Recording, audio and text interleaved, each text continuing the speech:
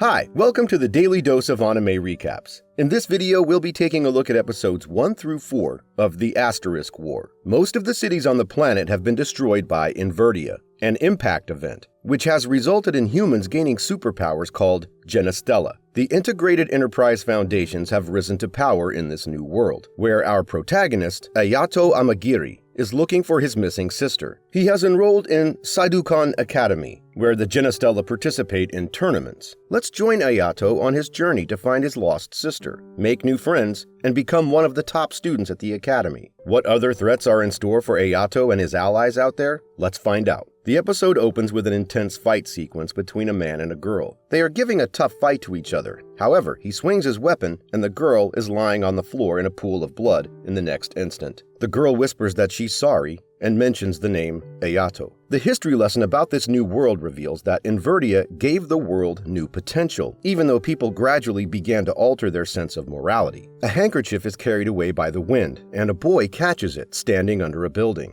He decides to give it back to the owner. He reaches an open window and witnesses a girl half naked, tugging on her clothes. They are both shocked and embarrassed. She reveals that the handkerchief is close to her heart when he gets around to returning it to her after the awkwardness is swept aside. Her gratefulness takes a turn when she tells him to prepare to die for intruding and blows him out of the building using fire magic. She's angry with him for infiltrating the girl's dorm and spying on her. He wants him to pay for it with his life. He is Ayato Amagiri, and he's just been transferred to the academy that day. The girl's name is Julis-Alexia von Riessfeld, who challenges Ayato to a duel. If he wins, she'll accept his apology. Someone from the crowd throws a sword at him to use in the duel, but he isn't too excited about it. The rules dictate them to try to destroy each other's school badge first, in order to win. The duel begins and Ayato puts up a tough fight against her. The crowd and Julis are surprised at his skills. Ayato charges Julis and takes her down, as she sees a share of sword beside her, assuming it was aimed at her, and he has saved her life. Claudia Enfield, the president of the Seidoukan Academy Student Council, arrives there to disregard that duel since Ayato's transfer paperwork is not complete yet.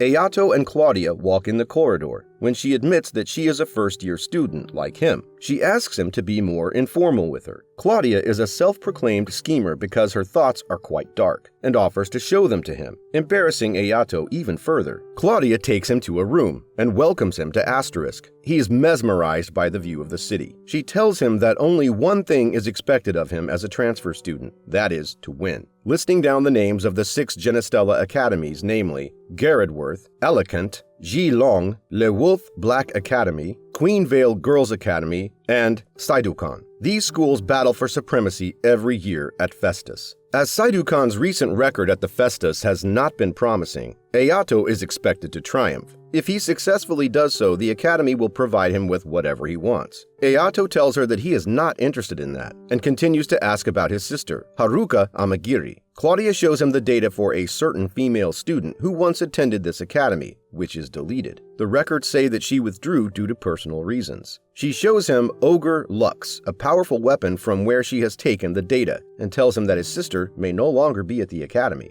Ayato asks to look at the Ogre Lux weapon since scholarship transfer students are prioritized to their usage. Claudia promises to arrange it for him and gives him an alternate weapon until then. She takes him by surprise by hugging him and saying that they have met at last. Furthermore, she tells him that she lied about the pending paperwork to get him out of the mess with Julis. Ayato goes to his class where the teacher introduces him to everyone. Julis is present there as well, staring at him with death in her eyes. They are seated together to nobody's pleasure. At the end of the class, Ayato asks Julis to forget everything and be friends. She agrees that he saved her and tells him that she owes him one. Other than that, she does not wish to be friends with him. A boy called Aishiro Yubuki shakes hands with him when Julis leaves, telling him that he is Ayato's roommate. They walk out together when Ayato asks Yubuki why he called Julis princess back in class. Yubuki tells him that she is Lyseltania's crown princess. Yubuki is in the newspaper club and knows a lot about her. He further tells him the details of all the duels Julis keeps challenging the other students with, which has made her reach the rank number 5.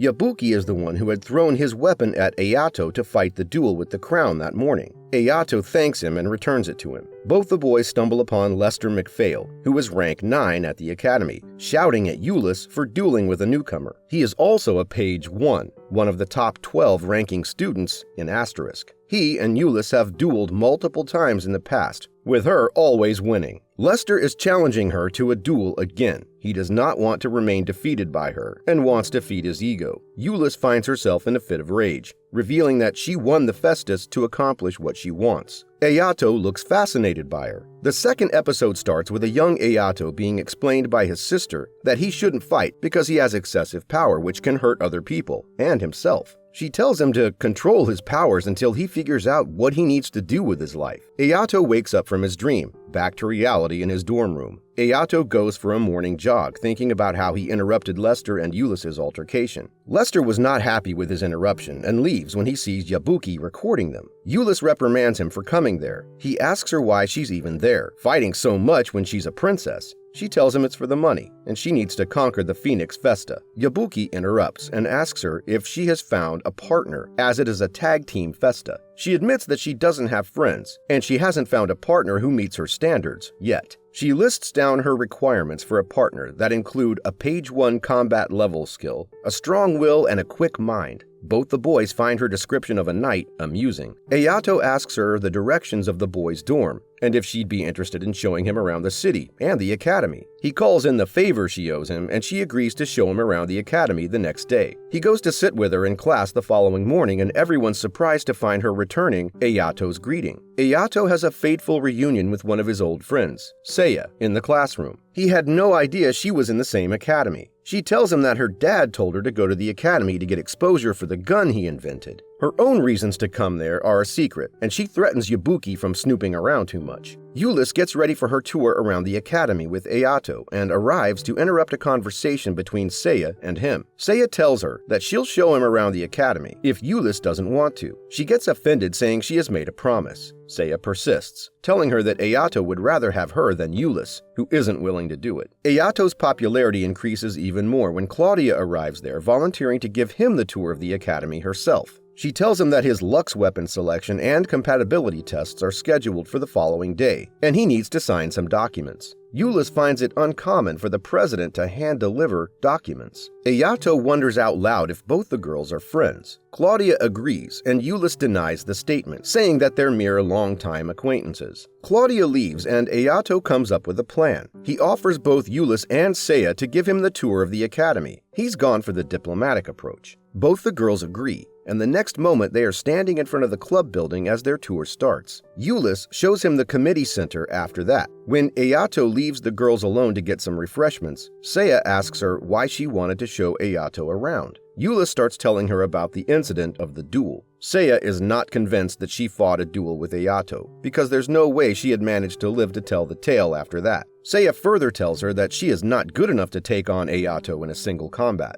As the girls prepare to duel with each other, a set of arrows miss them by a few inches. Julis recognizes the arrows as the same that tried to hit her during the duel. The girls fight the attacker when Seiya uses the grenade launcher. They call off the duel and the attacker is gone. The next day, Ayato is walking with Claudia, talking about the suspects that tried to attack the girls. Claudia reveals that the disciplinary committee is trying to find them, but they can't find any clues. The Asterisk police force does not have any jurisdiction at the school grounds, so there cannot be a formal criminal investigation. Julis is even less cooperative as she does not want to proceed with an investigation or have any security. When they step out of the elevator, Ayato is introduced to Lester again as the other Ogre Lux applicant. Claudia tells him that the applicant's compatibility is checked with the weapon they request and are assigned to it if it is more than 80%. Lester has also chosen Sir Veresta, the Lux that Ayato wants. His compatibility test is 32%, which means he's been rejected. Lester tries to force Sir Veresta to submit to him. causing the compatibility to reach the negative category. It tries to attack Ayato,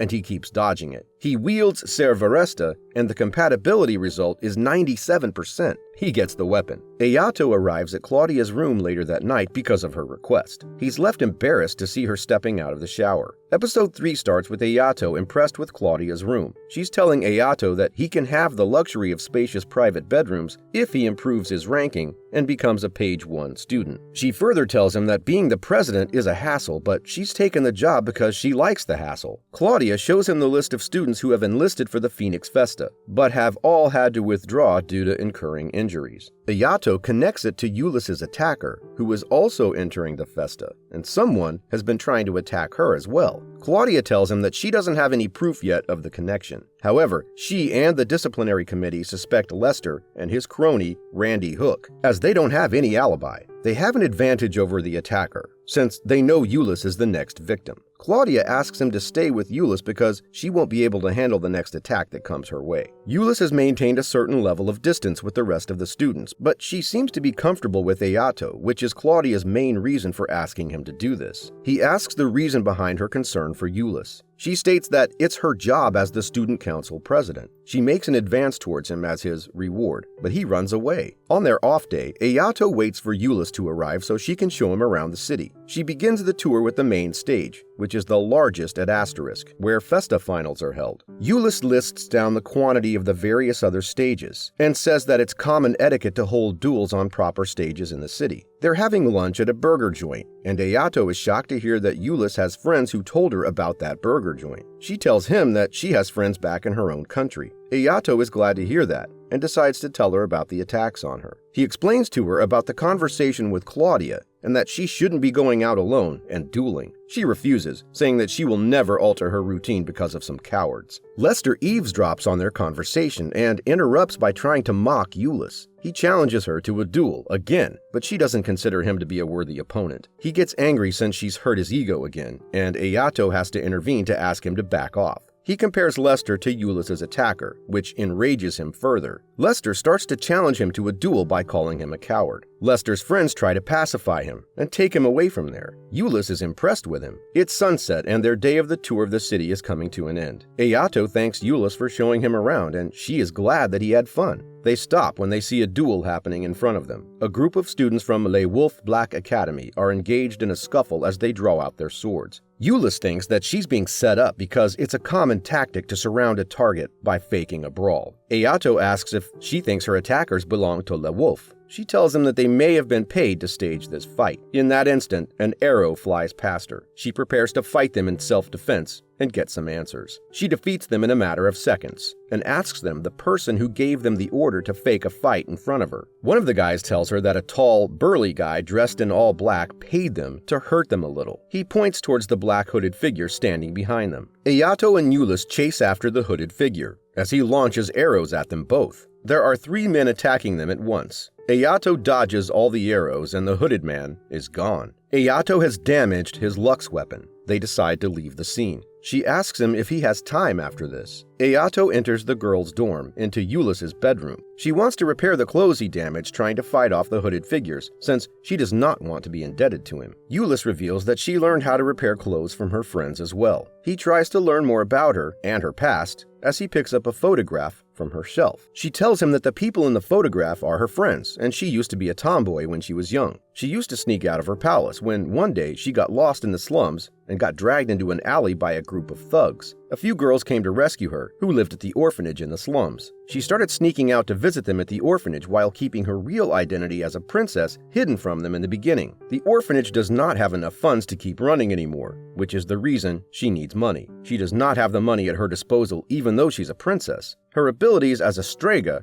will help her achieve her goal. The people in Asterisk love making students fight each other, and she intends to take advantage of their greed. The handkerchief that Ayato wanted to return when they first met is meaningful to her because it was a birthday gift from her friends. Ayato smiles, learning about her past and her sentiments. They meet again in class the next day. However, she leaves early telling him that she has to take care of something. Ayato thinks that she's gone back to being cold. Claudia approaches him and he informs her that Julis went away after reading a letter from someone. Claudia thinks it's bad news as it must be from the attacker, and she left to confront him. According to Claudia, Julis considers him close and wants to protect him, which is why she didn't reveal the contents of the letter to him or her plans of confrontation. Ayato remembers flashbacks of his sister when she swore to protect him. He decides to run after her, and Claudia throws his sister's sword to take with him. He decides to protect Julis. Julis is walking in a dimly lit building, challenging his opponents to come out in the open. Silas Norman comes to stand before her. He is one of Lester's friends who took him away the day before. Julis immediately found out that he was the perpetrator when he told Lester that he'd never do anything as cowardly as waiting for a chance to duel. She explains that the media only reported that she stopped her attackers, but there was no report of her dueling with Seiya, and he must have either seen that or been told of that incident. He agrees that he was careless. However, he asks if Ayato deliberately tried to provoke Lester as well. He is a big obstacle when it comes to attacking her. He offers her to withdraw from the Phoenix Festa. She's confident that she can just destroy him right then, without accepting his offer. Lester arrives there, furious that it was Silas who attacked Julis. He is there because he was told that Julis has accepted his challenge. Julis thinks that Silas is hired by one of the academies to attack the competitors of the Phoenix Festa. Silas does not regard his fellow students as anything other than enemies who are supposed to target each other. He wants to take advantage of that enmity while making some money. He reveals his plan of putting all the blame of the attacks on him. Lester begins to attack Silas when one of the hooded men stops him. The three hooded figures stand before them and take off their clothes.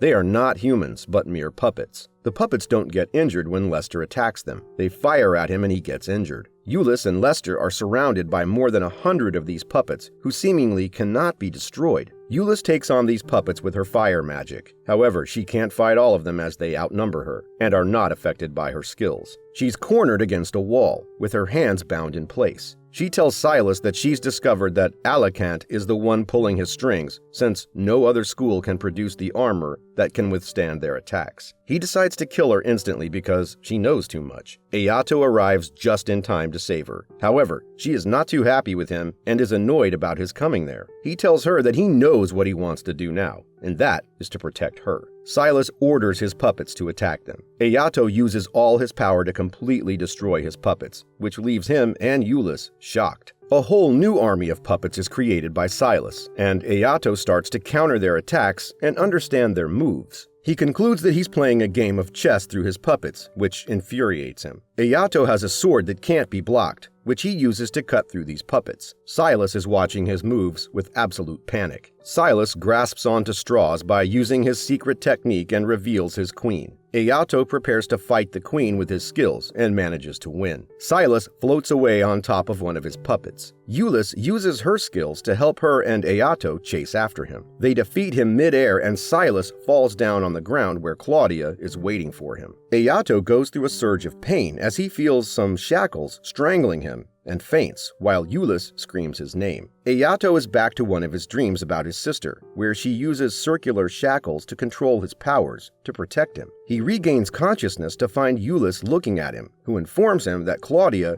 is coming to get them. He tries to get up, and she tells him to stay still. It isn't good for his condition to keep moving around. Julis asks him about the person who cast the power that was restraining him. He truthfully tells her that it was cast by her sister, who had imprisonment powers. Furthermore, he mentions that this is the first time his powers have lasted for more than 5 minutes, so he can't technically call them his real powers. He doesn't seem to handle his powers looking at his current condition. Ayato briefs her about his sister's disappearance, but he is sure that she had her reasons to bind his powers. He asks her if he can be her tag team partner for the Phoenix Festa, because he wants to be there for her. The scene shifts to Claudia severely injuring Silas. There's someone standing behind the shadows asking if Claudia wants to use this incident over Alicant. She replies that she intends to leave it to the discretion of Shadow Stars. The figure in the shadows is Yabuki, who is a member of the Shadow Stars, and they continue conversing about Ayato and Julis. A pair of girls is monitoring their conversation in the alley. One of them says that she has acquired enough data and is happy about the attacks on the competitors. She mentions that it was her puppets who who had gotten the job done. Will Ayato find the reason behind his sister's disappearance? What are the Shadow Stars? And how is Yabuki their member? Who is the girl who is orchestrating everything happening at the Academy? We'll find out in the next couple of episodes of the Asterisk War. And if you're a subscriber with notifications enabled, you'll find out soon enough.